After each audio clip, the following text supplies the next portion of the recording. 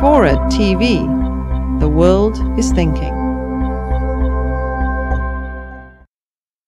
Quick history for those who don't know, we're not as big in Europe as we are in the US. We're actually founded by a German, Friedrich Zwiebel. He came over in 1765 and started the Mercantile Onion. And he did that because these were the only two English words that he knew. So it's a very logical thing to do. He then passed power to T. Hermann Zwiebel, who reigned for over 100 years.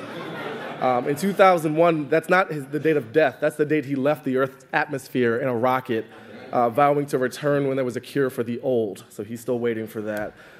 We've covered every major event in US history, and world history, really.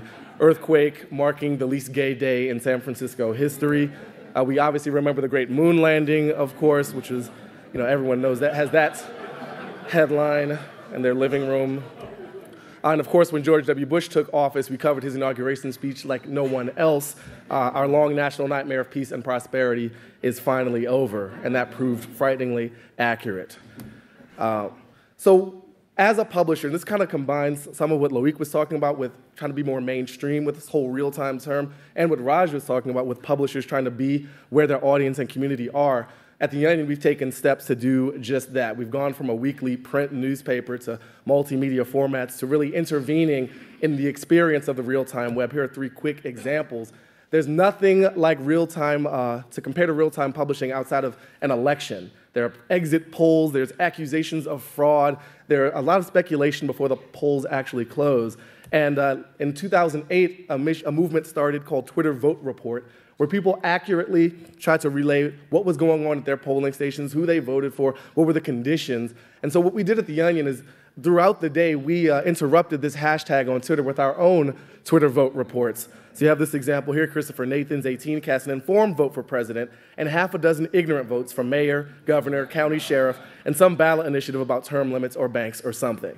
So if you are a voting rights lawyer mining this feed looking for trends, every once in a while you got a little stab in the back from us, just to remind you that we're there. Obviously the election turned out well for most, terrible for Barack Obama. The Oscars, this again is a great event, around events, that's where you have a high velocity and high engagement of a large group of people around a shared cultural experience. So people are constantly tweeting about the Oscars, and in real time, The Onion posted updates to the Oscars with what was happening on stage. So Helvetica Bold Oblique sweeps Fonties, or Area Man honored to be one who added death date to Heath Ledger's Wikipedia page.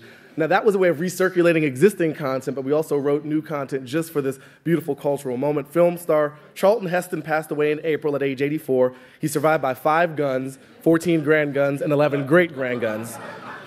And again, for people, whether it's MTV or someone at home in their pajamas or Snuggies or whatever, they see this interrupting their view of the Oscars, so it's like we're in the living room with them, telling them what's important. And then finally, getting into legitimate breaking news, our model of web publishing has changed to really keep up and even exceed the capabilities of your CNNs, New York Times, and other major media outlets. So Lou Dobbs is a famous American news and opinion maker who really had a thing against illegal immigrants. He got a lot of pressure, worked at CNN, and suddenly quit on November 11th, at which point we posted the tweet in the top left corner, breaking, Lou Dobbs deported from US, CNN host living illegally in country since 1961.